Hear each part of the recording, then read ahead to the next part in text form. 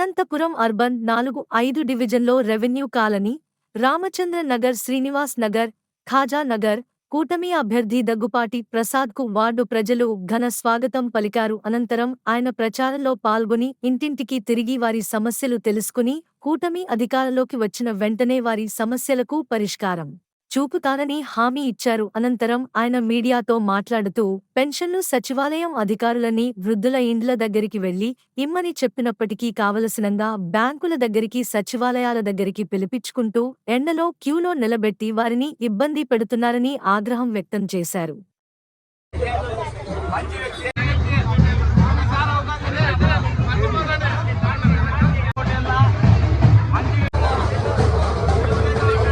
ప్రచారం చేయడం జరుగుతుంది. ఇంటింటికి క్యాన్వాస్ చేస్తూ ఉంటే బ్రహ్మరథం పడుతున్నారు. పెద్దలు అయితేమి, కార్యకర్తలు అయితేమి ప్రతి ఒక్కరూ ముందుకొచ్చి 13వ తేదీ ఎప్పుడెప్పుడు వస్తుందా అని చెప్పేసి ఎదురు చూస్తున్నారు.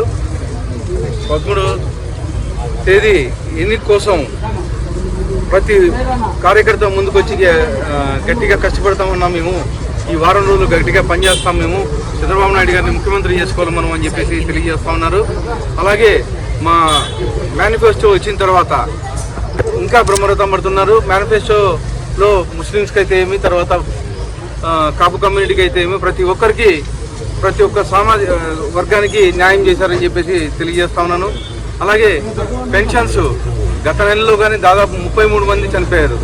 సచివాలయ సిబ్బంది ప్రతి ఊర్లోనూ ఉన్నారు. దాదాపు 12-13 మంది ఉన్నారు.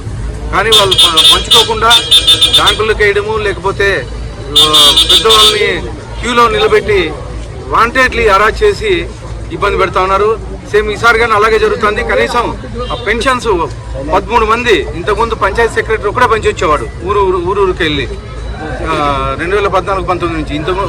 ఇప్పుడు దాదాపు 12-13 మంది ఊర్లో సిబ్బంది ఉన్నా కానీ కనీసం వాళ్ళకి పంచుకోకుండా ముసలను చాలా ఇబ్బంది పడుతూ ఉన్నారు. కనీసం ఇప్పుడున్న తేరుకొని గవర్నమెంట్ పెన్షన్స్ ఇంటింటికి పంపించాలని చెప్పేసి నేను కోరుతా ఉన్నాను. కేవలం బురద జల్లే కోసమే పెన్షన్స్ ఆఫీస్కి వచ్చి తీసుకోమని చెప్తున్నారు, లేకపోతే బ్యాంకుల్లో వేస్తున్నారు. క్యూలో ఎండకి నిలబెట్టేసి వాళ్ళని చాలా ఇబ్బంది పెడతా ఉన్నారు.